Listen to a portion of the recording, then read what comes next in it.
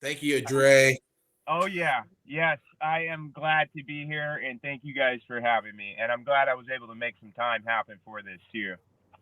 I know you're extremely busy, and I'm really appreciative. And I know Bruce and I have been bugging the shit out of you. So, uh, but like I told Bruce, when Bruce had started this, I was really excited about it because, I mean, there's so many great fishermen in San Diego. I love the local of it. I love how, everybody's got a story, and that's what I appreciate it.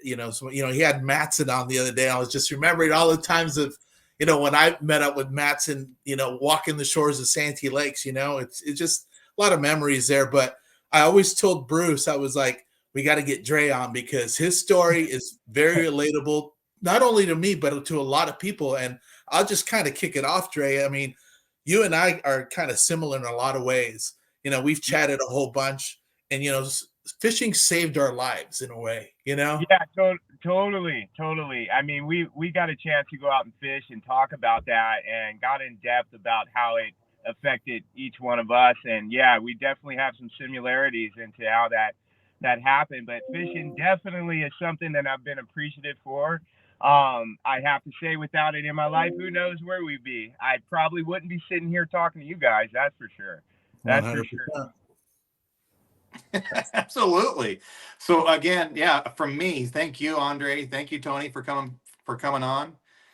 This is a good one. This is going to be a great podcast, and we can go 10 minutes. We can go an hour. There's no pressure. It's all recorded. If you say something wrong, we can go back, or I can go back and edit it later on. But I don't think there's anything that's going to be wrong about this whole thing. So No, no. I told you guys earlier. I was like, I can have a habit of rambling on. So if I'm going on too much, let me know. But yeah, this I got some pretty in depth stories. So whatever you guys want to talk about, let's go for it. yeah, yeah. Go ahead. Go ahead, Tony. Yeah, I mean, I think I think where did it all start for you? Yeah. I mean, I know Choya's Lake has a meaning to you. So tell me where'd you Like, start? I know you're born and raised here. actually, I wasn't born here. So I was born in Topeka, Kansas, That's right. and we moved here when I was That's right. about 3 years old. So San Diego's all I know. I don't really remember Topeka, Kansas, but yes, San Diego's home for me, and this is all that I know. Did grow up fishing here my entire life since I can remember. If we could go back to just like the fondest memories of me fishing, it was probably around 4 or 5 years old, just going out with my dad, my aunt, and we would go out to Lake O'Neill over in Camp Pendleton quite often and go catch bluegills. And we do a lot of bobber fishing. And that was her deal and my dad's deal. Like they love to go pan fishing. So grew up doing that. A lot of bluegills. We'd run into catfish and an occasional small bass. Nothing that was ever something that grabbed my attention at the time. And that's kind of how I started. Was just fishing with them growing up, and then the bass fishing stuff got serious about that about 10, 11 years old. That's when that kind of began to become a thing. And then there was a day when we were out bluegill fishing, and my dad hooks into this bass on this little lipless crankbait. I don't know if you guys probably know the name of the company that used to make it. It was called a Sonic. I looked it up online a long Oh, time ago. I Capitan. remember this. It was called a Sonic, but it was this little lipless crankbait. It was a little fire tiger pattern. I'll never forget. He made first cast. He hooks into this. It's probably like a 3 or 4 pound fish, but it jumps, comes off, and he yelled, and I was like, "Oh my God, what was that? Never seen one jump. The bluegills never jumped. The catfish didn't jump." I was like, "What was that?" And he's like, "That was a bass." And I mean, that just caught my attention entirely. And that's kind of where that obsession began. As far as what did I want to do, it was catch a bass. And, I spent some time at Choya's Lake trying really hard to catch bass after that. Didn't really have the internet around. It makes me feel old saying that. But the library was my access to fishing information back then. And they didn't really have books on how to fish San Diego lakes. It was more directed towards Texas and other places that weren't from here, right? So my access to information wasn't necessarily what it is today for the kids today. But so I had to go out and learn. And spend a lot of time around people that knew things. But coming around not far away from that day, my birthday shows up. What do you want for your birthday? I want some stuff to go catch bass. And we go over to Kmart. I feel old saying that because I don't know if there's even a There's no more Kmart's either. They had all the juice. I mean, everything you needed. They like did. Kind of Walmart deal, but we go over there and we go over to the fishing section, and there's those little panfish kits that had like the little minnows and little frog and little curly tails. And well, I thought that's what I needed, right? So we grab that, go back home. My dad's like, I got a tackle box for you. And it wasn't a tackle box. It was this little red toolbox, like a little metal red toolbox. And it fit right into there perfect. That little panfish kit fit right in there. I thought I was just professional at that point, right? So my mom, she would always drop me off at the lake. So Choya's Lake, she'd give me a quarter and she'd go home. And then later on, I'd pop the quarter in the payphone. Still old talking to you, payphone. But so she would drop me off all the time. But this day, she decided to walk down there with me, and she sat down there and just kind of sat behind me while I was casting around. And recently, I put up a story on my Instagram, and it was a picture of the stump behind this kid that was holding the fish there. I saw that. Yeah, that stump is the one she was sitting on, and it's really cool. It was really cool to see that, and that it's still there to this day. When I go walk the dog, I always look at that and remember this day. But anyway, she's sitting back there, and I'm making casts, and out of nowhere, this school of bass show up, dude, and they were all hunting it down. But then there's this big bluegill with those fish. And here comes the bluegill, smoke the little minnow crappie bait, right? And I'm like, no, I've already caught tons of bluegill. I don't want that. I want those bass. So the bluegill spits it out. As soon as he spits it out, boom, bass grabs it. And I land my first bass ever. And that's kind of the reason why we're sitting here today. There's a lot that's happened between then and now, but I guarantee you that's why we're sitting here talking today. That bass pretty much created an obsession for me and changed my life, honestly, because that gave me something to just focus on. That's really all I cared about growing up. And even to this day, it's never really went away. I'm absolutely obsessed about bass fishing and just fishing in general. That bass is my deal for sure. Yeah, I think, it's been, when we're chatted about that and, we're fishing together and we're just talking about how we grew up and, fishing was always a part of my life as it was you, but amongst other things, like I was a skateboarder and then fisherman and then, but the other route was, the streets, we had no other option. And I'm glad that was an escape for us because, we weren't sitting at home bored. We were either out fishing or out skateboarding. Right. So that definitely helped out with keeping me, just kind of having something to do on the weekends. And I grew up in some pretty rough environments, so not in the best areas that you want to say. I still live in a pretty rough neighborhood, but it's kind of what I'm used to now. But I mean, as far as the environment that I live in, it's not many people around here that go fishing and have that as an escape. So definitely thankful to have mom and dad dropping me off at the lake every weekend and taking me fishing because it definitely kept me away from a lot. And it's just a lot of gang activity, a lot of drugs activity, just, the negative stuff that the streets tend to have. But then there was fishing. So that's what I was focused on, dude, like all the time. That's all I really cared about. So it was nice to have something like that in my life for sure. Yeah, 100%. Absolutely. And that's where all the juniors come in and helping the kids get out there with the juniors club. Yeah, too. I love that. It shows. And I know Andy used to run that, and that's just an incredible program for the kids. And then, I get a lot of kids on the boat when I'm guiding too. So it's just, I know how it felt for me as a kid for fishing and the stoke and what it's done for me. So I try to pass that on as much as I can because it truly is something I feel like it gives a sense of direction. I mean, you learn a lot from fishing about patience and just life overall. It's not just about catching a fish. There's a lot that goes into fishing that can translate into how you should be living life and focusing. and nothing's given. There's expectations, but nothing's ever given, and that's kind of fishing. It, And it that's shows it shows how important Choyas Lake, Santee Lakes, San Diego River is, that the kids have access to this kind of thing, and they can go and do that. Yeah. Yeah, totally. Choi's Lake is still around. I go down there every now and then. I see kids down there fishing. I'll walk down there and try to give them a little idea on how to fish. And Nice. Yeah, it's definitely something I feel like has been helpful, is to have something in the community like that. And I'd ride my bike down there. I was kind of local to it for my childhood, so riding the bike down there and fishing.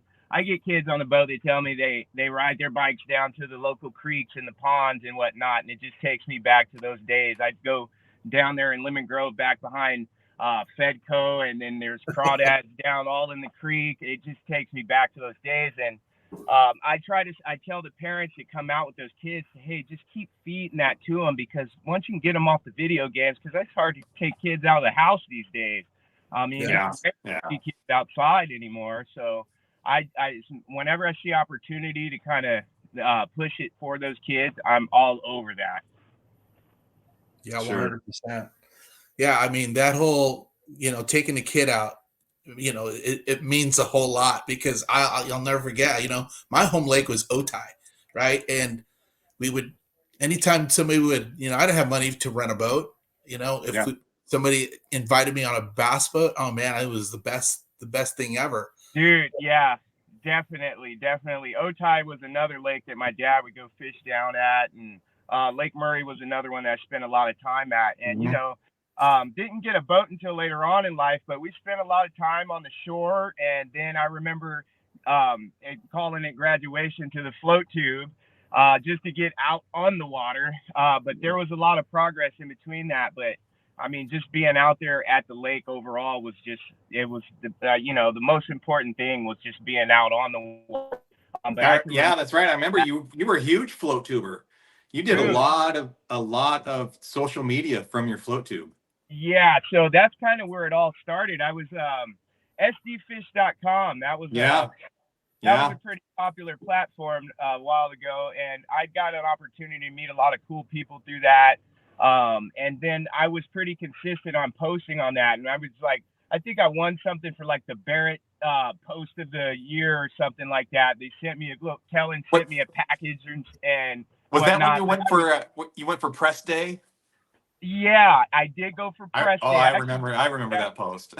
Yeah. Dude, that was a good one. We smoked them. And Barrett we had some really cool days over at Barrett, and had an opportunity to fish that like on the press days. And then, I had access to go down there even when it was closed. That was one of my lakes that just, man, that lake is special. And saying that, like all these private ponds and stuff that I've had an opportunity to fish, when I tell people to get on the boat, I'm like, dude, I get more stoked watching you catch one than me. Sometimes people are like, oh, I want you to fish. And I'm like, dude, I don't want to be the one to catch them, right? I feel like fishing Barrett, and then I've had access to some other really cool places around town that, not everybody does. So the numbers of bass that I've caught throughout my life, I feel like are pretty significant. There was a time I was keeping track of this, and each month it was over 500 fish, and we were just fishing, a few days on the weekends and throughout the month. But these lakes are private, and you could spit in the water and they'd boil on it. So it was just a numbers thing. But setting the hook that many times, this point in life, I feel like I get more satisfaction watching somebody else reel them in. So the guiding kind of translates into, like, I'd rather watch somebody else catch them. And I was thinking about this earlier, is like, with the guiding stuff, the first guide trip that I ever got to do, and the first bass boat that I ever went on, was over 15 years ago, but with Rob McGargle. First boat that I ever went on, right? So here's a story about that. SDfish.com, Rob reached out and said, hey, if anybody can put me on a fish at Lake Murray, you can get on my boat. I'll pay for permits, everything. And I'm sitting up here in a float tube, and I'm out there on them. I was catching them in the float tube, and I was like, I bet I could put that dude on some fish. Well, long story short, we get on that boat and we jacked him up that day, and that's how I met Rob. And me and Rob work together. We've known each other over 15 years, but that was my first guide trip. So if you're watching this, Rob, you're the first guide trip I ever did, dude. That's I'm nice. sure he's gonna see this. He's gonna remember that day. And we caught him, dude. We got him good over at Murray. But yeah, that's how I met Rob. That was the first boat I ever been on too. It was Rob McGargle's little G3 aluminum. Oh Nice. yeah, right. It was a while ago. That was about many moons ago. Uh-huh. Yeah, I love that story. That's a great story. And I'm trying to think where I met you. I think initially I met you on a East float County. tube. Maybe East County Bait and Tackle was the first time we talked, dude. I'm Was it? That. Yeah. You were at the counter buying something, and then oh yeah, we were chatting it up because I remember you. This is a while ago. You know, your YouTube channel. You had one like I want to say 06, 07 maybe or earlier. Yeah, a while ago, dude. And I was like, man, I want to do that. So I think we were chatting about that or whatever. I still got some videos out there on YouTube or whatever. That was back when it took 5 hours to download. That's back when we were all throwing swim baits. We were trying to catch those big fish, dude. That was a day to remember too. Like those days of swim baiting when it was a thing. And I remember just, getting into this mindset of I don't want to catch anything but big bass. And dude, I was obsessed with that. Tony talks about that all the time. You know, like I know we're working on it, Bruce. I know you guys have a lot going on with the petitions to try to get trout back. But dude, if we get trout back in Otay and El Cap, I mean, I'm gonna start picking that stuff up again religiously. I mean, the day we stop putting those trout in there, I mean, I'm still throwing it and catching them. But I mean, we all know that those days they disappear, dude. Those 100%. Fish are there though. If they put trout in there, it's gonna be cracking. Yeah. Yes. 100%.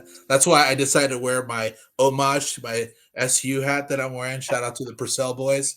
Because I kind of missed those days because Andre, when I met you, it was like full force. That's all we did was swim bait, right? Up 2 rods on the deck, a basement for a Huddleston with a slide swimmer on the side. And I mean that's really all you had to have. And we go fish all 13 hours of the day, dude, sun up to sundown. And I remember skunking hard, bro, like real hard, 10, 13 trips. There was one consecutive 13 trips of just nothing, dude.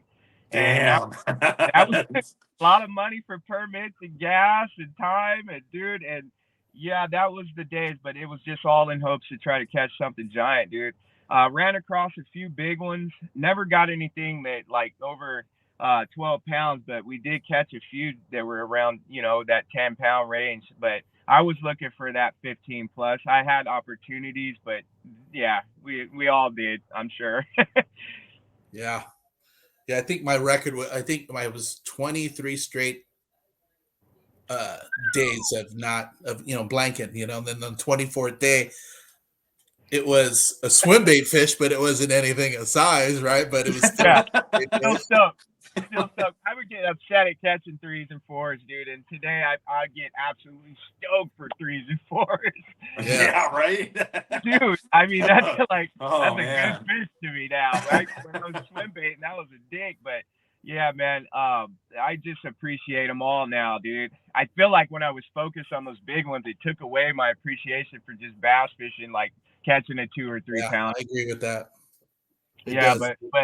But I really hope we could get to a point where we get those trout back, because it's going to turn all those 7s to 10s and 10s to 11s and 12s and so forth. And yeah, we'll have some big fish around in the lake. They're still there, but if those trout get there, they're going to show up. They're going to start acting right, At this point, it just takes money. It just takes money. We just got to find the money.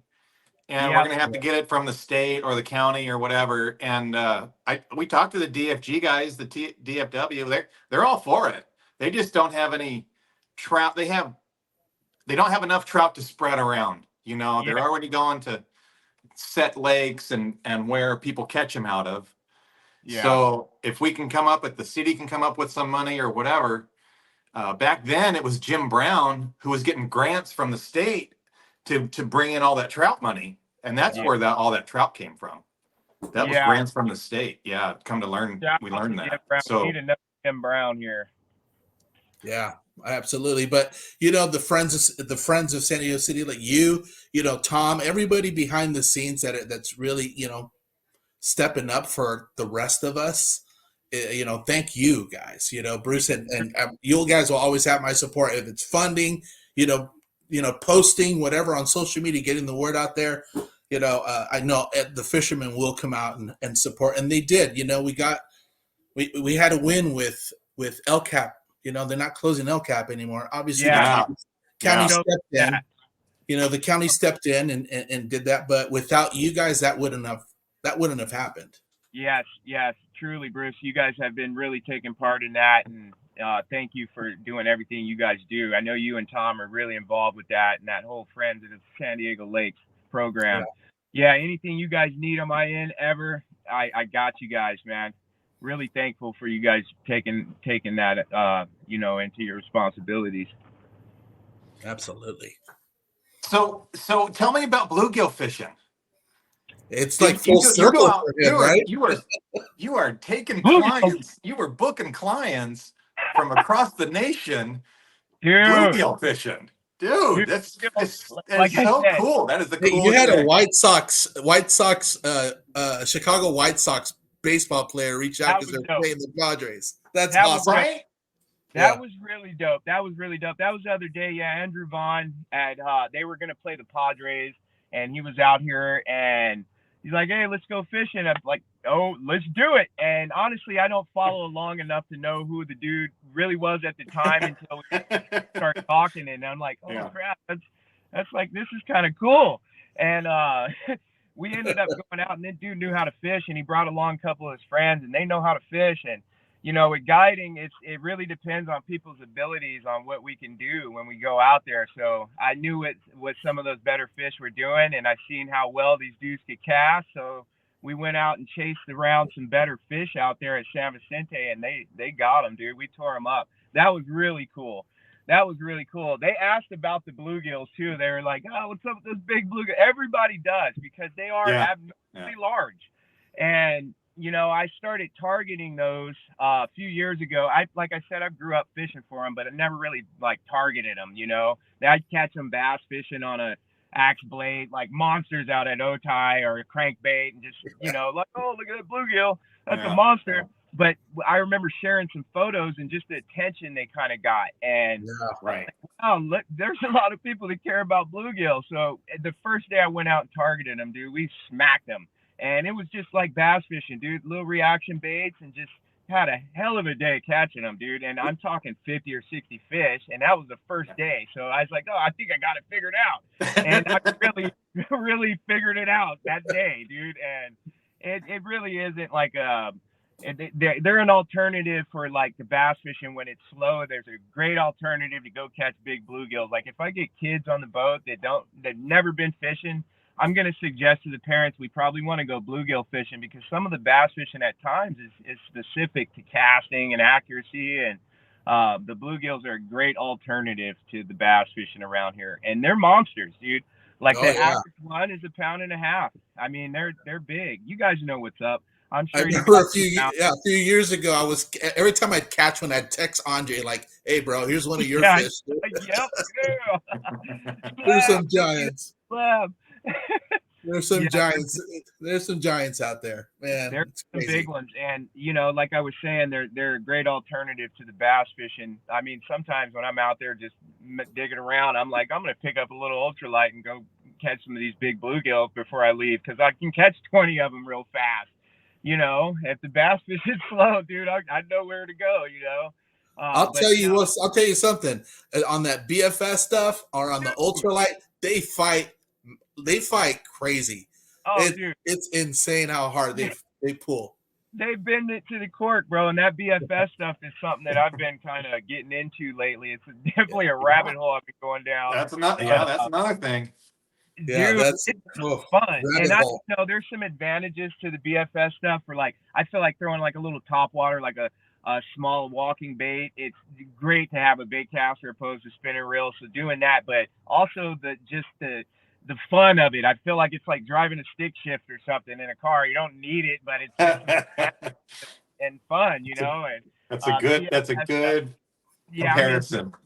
I'm It into it, is. especially with the guiding stuff. Like I've been throwing a lot of spinning reels. So just being able to Oh pick up man. faster, It's all you know, spinning reels. put a thinny on that little BFS, dude, and say, hey, throw it up here. Dude, it's so much. And that drag clicker on the little bait caster. I'm all about it, dude. And with the bluegills, like you were saying, Tony, they're like that, dude, it's fun, dude. It's real fun. Yeah, But yeah, BFS is real cool. But the bluegill stuff, like you were saying, Bruce, people coming from everywhere, dude, they do. And I'm talking all states and Right. even Canada. I had a couple people come from Canada, and we had a couple days where we just smacked them. And you know that's not going to happen for the bass fishing. You're not going to get anyone coming from Canada to come out here to San Diego to catch bass. It's just not going to happen. If maybe they're not until we town, start putting trout in the lakes. nobody's booking trips to come out and go bass fishing from Canada, but the bluegill are a big deal. Definitely a big deal. Yeah. World class. Yeah, it's crazy. So do you have one of those Aldebarans, Tony? Yeah, I do. I got an Aldebaran BFS. Yeah. I started messing with it 2 years ago. And funny yet, I shared this with Andre not too long ago because he posted his BFS. I caught a 10.5 on a BFS on the tiniest little bait. I'm fishing Santee Lakes, and I'm casting this little lipless bait, Jackal 38 for the TN 38 for those who know. I'm throwing 5-pound braid with 5-pound top shot of 5-pound fluoro, burning it through the grass, and gets, I'm like running it through, and it boom, pulls back. I'm like, oh shit. And then didn't know because it's coming towards me. The fish is coming towards me. I'm reeling up to it. Then it took me 15 minutes to land. I bet. 5-pound, yeah. Yeah, grabbed her, and she, on the scale, she bounced from 10.33 to 11, like 18. And then she kept moving. I'm like, okay, reset the scale, and the battery died. So I'll call her 10.5. Yeah, 10.5. I've seen the picture. She's 10 for sure. Oh, well, yeah, no, she's all of 10.5. That had to be wild. On the BFS on 5-pound, which just was drag zinging. Yes. Yeah, dude.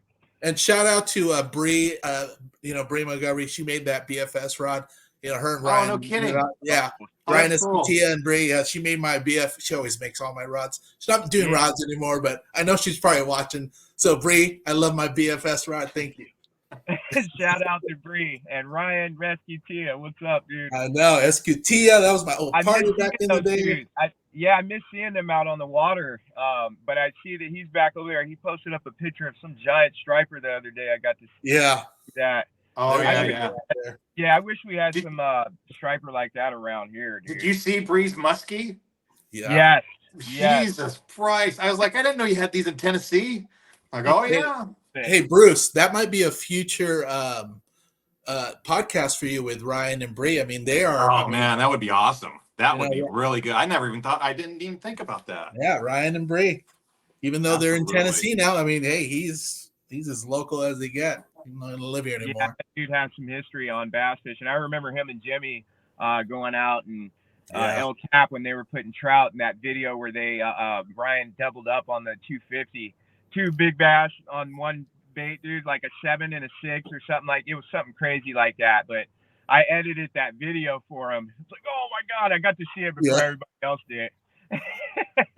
But I missed those days, dude. Like when the trout were there, dude, that was some of the best stuff. And I feel like, these bass are generational. So all these fish that we're seeing now, they're like these 3-4 pounders. They're new to the game. They haven't seen those trout, dude. It would be stupid if those trout get in there. Oh yeah.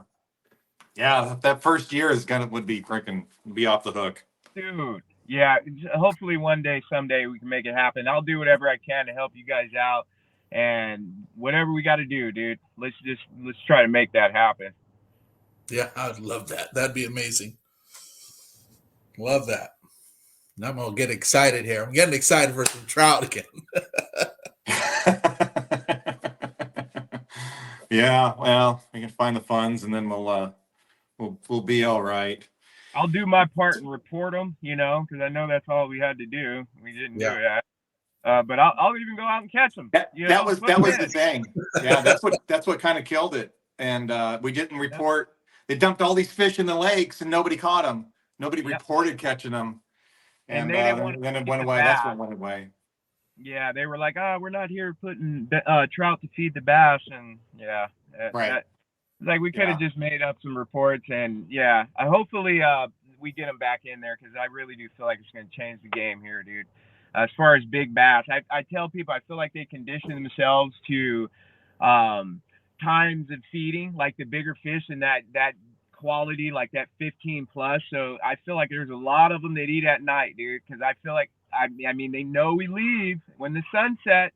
Oh, there's totally different fish that feed at night. Absolutely. Yeah. I feel like a lot of them are the big ones, dude, and they know. They know. I love fishing at night. Like whenever we have those night tournaments, I've done some in the past. I'm hoping to do some more next year, but that's always a great opportunity to just go out and have a shot at a giant fish, dude, because we don't get a fish at night here. But I know there's a lot to eat at night here. Oh yeah, absolutely. It's so random too. Like, man, you get that guy sitting in the back seat just dragging a 10-inch drop shot power worm, and he weighs in an 11-pounder. Like, 11 pounds. I don't know how many times I've seen that now. Like, it's always night tournaments kill me. It's like with the guy that's trying hard as hell, he doesn't even have a shot, but the dude who doesn't give a damn, he's like, I got another one, fucking 10-pounder. Dude, what the hell? Dude, that happens so often at night. It's so often. So often, yeah. I swear that nighttime stuff is just different, dude. It's definitely different. I remember growing up, like, kind of going into some of those places at night when it's like not supposed to be there, but I can tell you some cool stories about those days. We don't count those fish though, but I got some big ones there when I was younger, dude. These lakes are full of big fish, dude. And I just think they've gotten really smart over these years, man, because they're still there. They're still there. Oh yeah. There's so much. We have so much pressure.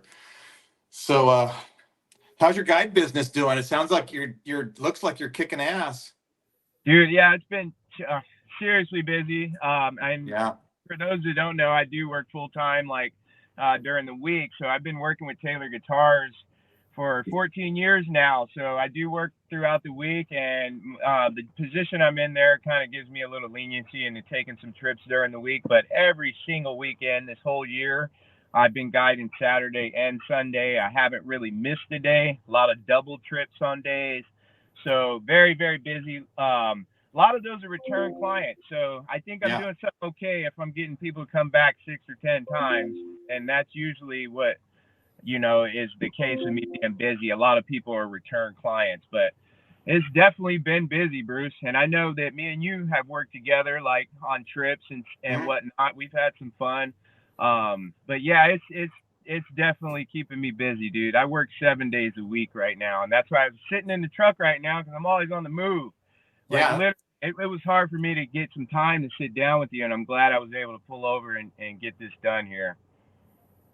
Tony was a motivator absolutely. Too. He reached out. Like, dude, what's it gonna take for you to get on that podcast, man? And you remember when I was yelling at you at Otay? I think we were on the dock at Otay. I'm like, dude, you need to get on this podcast. And then I told him, like, dude, I just got to make time. I wish they sold that at some store. You could just go buy a couple more hours out of the day, dude. But you can't get that now, So, but yeah, been very busy, Bruce. Definitely, stoked to have that type of business, and definitely appreciative to be able to do it like it has been. To be able to go out and go fishing and make some money on the water, that's definitely something I'm appreciative of. Right. Yeah. So is it AndreCaseyFishing.com? AndreCaseyFishing.com, and you can just type in Andre Casey Fishing on Google. It'll take you to all of the platforms where you can add information on how to get a trip. Nice. I've had people reach out, like today, a guy reached out. He wanted to go out this weekend, and just like, dude, that ain't gonna happen. I'll send you to someone. So I was like, I want to hit Bruce up or something. He didn't hit me back, but it's just busy, man. And I mean, it slows down a little bit. Like November, December, people think the fish stop biting. I think that's why the calls kind of slow down. But dude, they don't know. Like in the winter, we jack them. Like I know you guys know. Oh, it's my favorite time. Yeah. Yeah, Favorite you time know of the what's year. up. Cap and Murray, wink, wink. Tony, we'll Yeah. be out there. Winter We've had time, you'll see me. we've had some good times at Murray, you and I. Oh man, we have. Yeah, definitely. Oh, Smash City.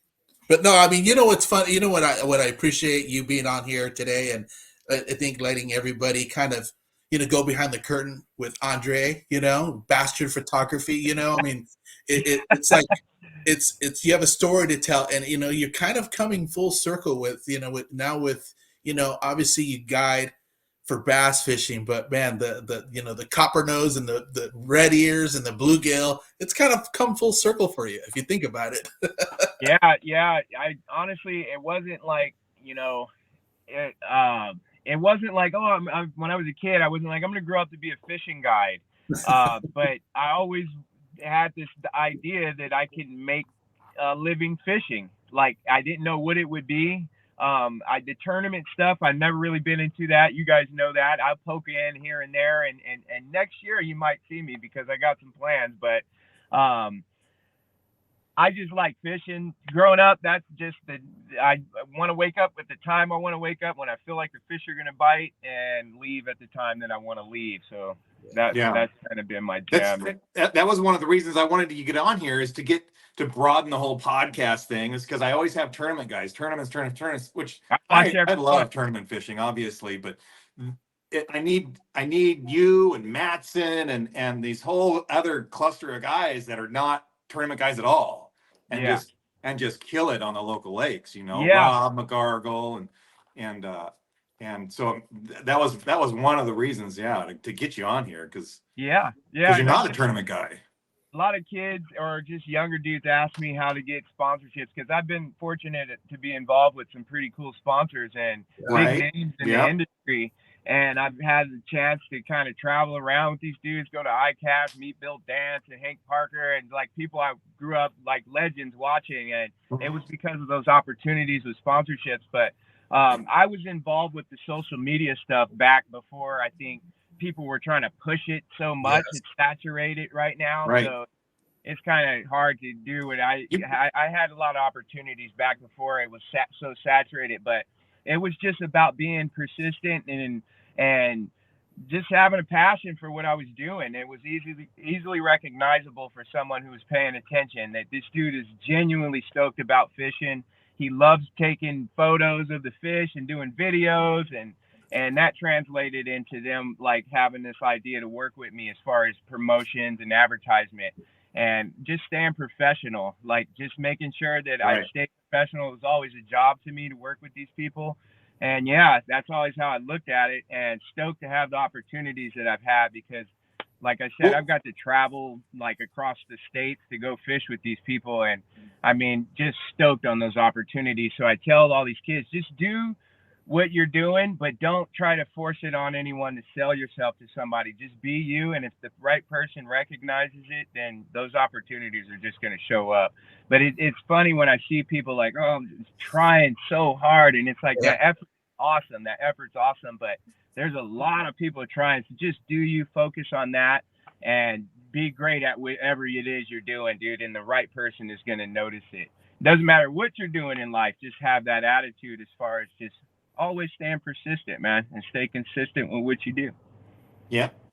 Awesome. That's really good advice. 100%. That's good.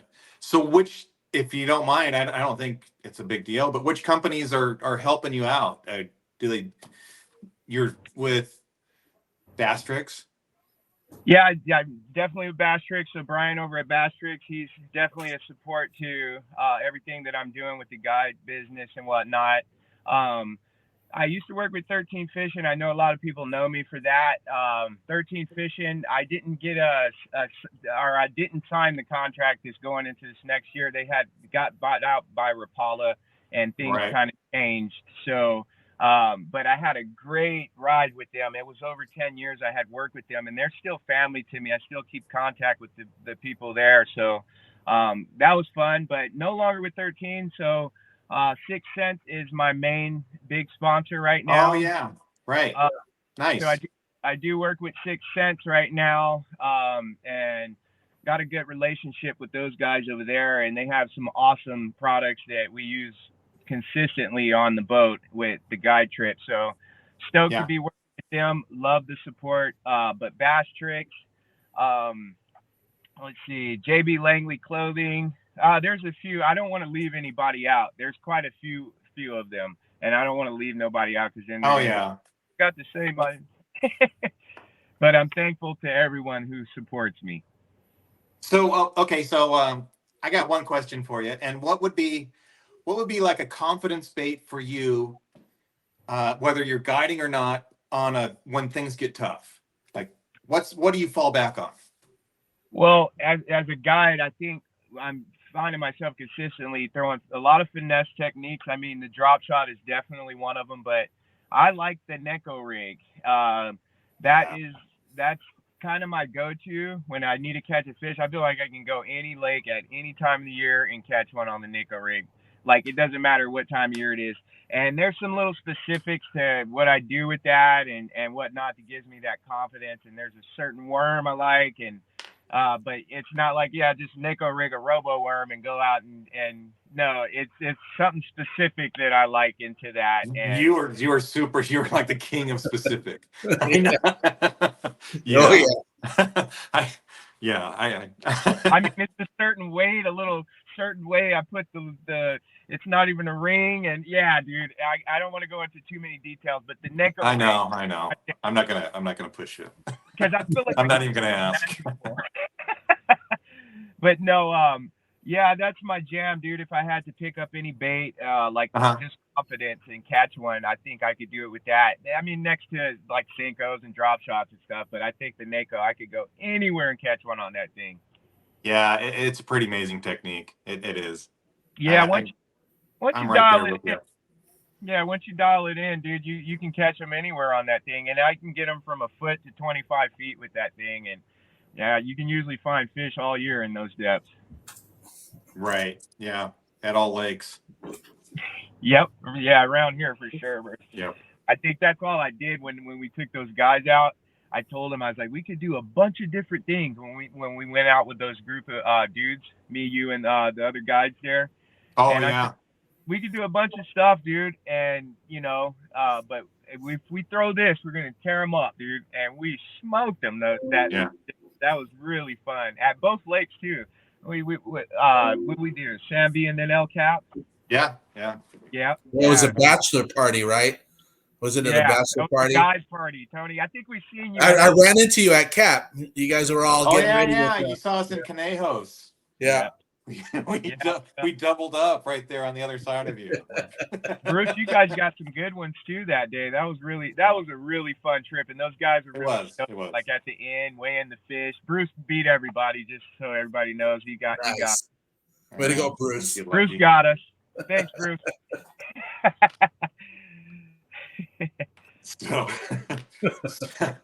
So what have you been up to, Tony?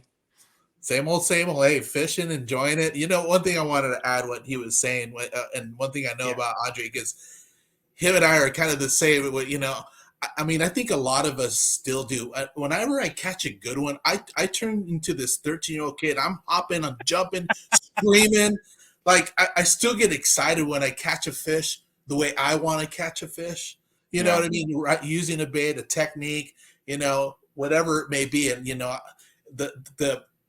the pieces of the puzzle come together on that cast, and it's a good one. I still get stoked. I mean, I don't know how many times I've fished. I see Andre out there working, fishing. I hear him screaming. He hears me screaming because the stoke is still real. It's genuine, bro. I think I think we'll be 80 years old still screaming like that. Oh yeah. Like, seriously, like I tell people, like I even warn people, like, hey, dude, I'm gonna get really excited. You know what I mean? Like, I just want you to know that. because I have a tendency to get a little bit more excited than most people, right? Yeah. And I'm not even the one catching the fish, so I tell people, hey, dude, you know, I know you're gonna get kind of like, dude, calm down. I'm just like, dude, I'm so stoked, and that I think that's something that's gonna happen forever, dude. I hope so. If I that mean, goes away, you know, bro. kick me in the ass, Andre, because if that goes away, I mean, something's wrong. So, dude, I get quite a few different people get out on the boat, but there's a couple of them that have been elderly, like 82, 83 years old. And dude, my dad's 88, and he has a hard time getting around at that age. But I see these 82, 83-year olds just cracking, dude. Like one of the guys telling me, his name's Ted. He says he takes the kayak to the back of San V, and he's 82. And so I'm like, dude, if I can be at, you know, functioning at 82 years old, I'm going to be catching fish still, dude, because as long as I can get around. So it's like health and stuff is very important to me these days. I wasn't always the healthiest dude, and these days I take it more serious because I want to last till 80, dude, so I can catch some bass, dude, because I'm never going to stop. I'm never going to stop, dude. I promise. As long as I got these hands, I'd probably still do it if I didn't have hands, dude. Like, you know, I'll figure it out. We'll figure it out. Yeah, no, the stoke is still real for me. I all love the it. time, bro. All the time. And I know a lot of people, they're like, oh, I knew that was you because I heard you. And I'm like, damn, I'm always that loud. Yeah. Oh, yeah, I've heard you legit pretty far yeah. away. I'm like, oh, he probably got a good one or something. Yep. I love it, dude. I absolutely love it. It's definitely something I appreciate, man. Especially when it's kids, dude. I get kids on there and they never caught one. Like I was saying, like a 2-pounder to me, like, yeah, it's cool. But for a kid, it's like, oh my God, Yeah. you know, we're just celebrating. We're fist pumping. The other day I shared a video of the kid reeling one in, and he got jacked the whole time he's reeling in. He said, oh shit. And then I look back at his dad after his dad. I say, dude, you got to watch the video after we get done here. He's like, I heard him, dude. And it was just a stoke, bro. But we were all stoked, you know. He was 7 years old, stoked as hell, dude. And I'm like, this is what's up, dude. I could do this forever. Seriously. Yeah. No, you know, that's why, you know, I got so involved with the Junior Bass Club. You know, I've been volunteering for a long time for the Junior Bass Club, all because I like watching the stoke of these kids. You know, when you put them on fish and they start catching, you know, I always like getting the ones that, you know, aren't so, you know, prepared or the you know, the most talented fishermen, you know, but when they catch a fish and you watch that expression on their face, and man, that to me is like, man, there's nothing better. Yep. Yeah, exactly. And I told Sean, I was like, dude, next year I'm going to put my time aside to kind of make some days happen for those kids. Cause I know there's a few kids who reached out to me like, can you do this? And I'm like, dude, I'm always just working, dude. And I know that's becoming like an excuse probably all the time now, but it is real. But I have some plans next year to kind of give myself a little bit more time. So you guys are going to see me on the water a whole lot next year. Good. That'll be good. Oh, nice. Yeah. Yep. Looking forward to it. And then, Bruce, I know if I get any trips, they're going to come your way, bud. I really appreciate everything you're doing. And like Tony was saying, you guys are really handling everything with all this City Lake stuff, man. Thank you so much. And then you running this podcast. I watch every single one of them. I mean, I get the notifications. Oh, come on. Nobody watches these things. You got it going on, bud. And it's a platform for San Diego to kind of talk. And then we never had anything like this. So hats off to you for doing this, Bruce. And then I know it takes time out of your day, and thankful for you to be around to do this, bud. I love hearing everybody's stories, and it kind of lets everybody get to know you. You know, it's not, let's see, I don't know how to put it.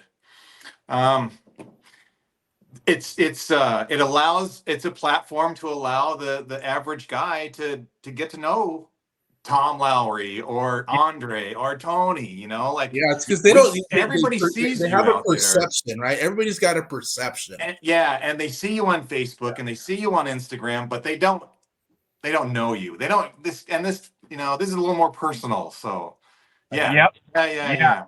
Yeah, I'm sure we'll find another day to sit down and talk, and maybe I after hope I catch so. this lake record bluegill that you guys are going to see, I'm going to catch it. I promise I you. believe it. I'm going to catch the lake record at one of these lakes, dude, and we're going to have to do a whole nother podcast for that, dude. How big is? Do you know what the lake record is at Otay? It's like 4 something. No way. A Yeah. 4-pound bluegill. Yep. And I don't know if it was coppernose or not, but I know that there's some in there that are big, dude. And I don't think it's gonna come on like the live bait at all, dude. It's gonna be on like an artificial. So it's gonna be really cool. It's gonna be cool. I'm gonna catch it too. One of the people on my boat is gonna catch that fish. We were at San Vicente, and Sam V has some of the big ones, dude. Like those are seriously there because those damn quagga mussels, you know, and they have buffets of quaggas to eat. So it's those fish over there are serious. But we've seen one come up to the boat. We got him right to the boat. He went ripped down a few times. It was over 4 pounds, but it was a red ear, so not a bluegill. But still, panfish in general, dude, we're gonna catch some big ones throughout these years of targeting them because, you know, not many people are doing that, and I'm gonna put some focus into it, dude. I'm gonna get some giants, dude. I'm talking monsters, dude. So, and I'm hoping that it's like, you know, a kid or something that gets on the boat that gets it. Yeah. You know, it's always my jam is the kids, dude. Like, I get stoked about the kids. You know, I get a lot of kids on the boat, and those are some of my favorite trips, man. Yeah. Love that. Well, we're closing in on an hour here, man. You guys are freaking. You did it. Ramble on. I told you I was gonna ramble. And I thought for this day because I'm gonna get off of here, Bruce. I'm gonna be like, dude, I should have told him about that one time. Oh, but, I know. I do it after every podcast. That same thing. I forgot to tell him about the. Yeah, so, we'll figure it out. We'll get another time to sit down if something magical brings us here again. But yeah, I appreciate you, Bruce. Thank you so much, man. And thank you, Tony, for getting them and absolutely and bringing this all together. It's a story that needs to be told, you know. Yeah. Like you can't read the stoke, man. I love it. Well, I think that, you know, like hopefully I go back and look at this and say I said it right, but that story of me catching that first bass and then the whole situation of those bass showing up, I'm going to tell you right now, my mom to this day, she says, I was praying that you would catch a fish that day because I knew how important it was that you caught one, right? Yeah. And I know you needed to be a bass. And then I was like, yeah.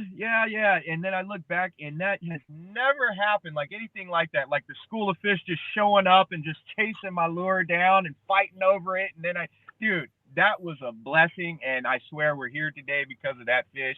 And thank you, fishing. Seriously, I'm so thankful for fishing. And like, I get to meet all kind of people, really cool people like you guys.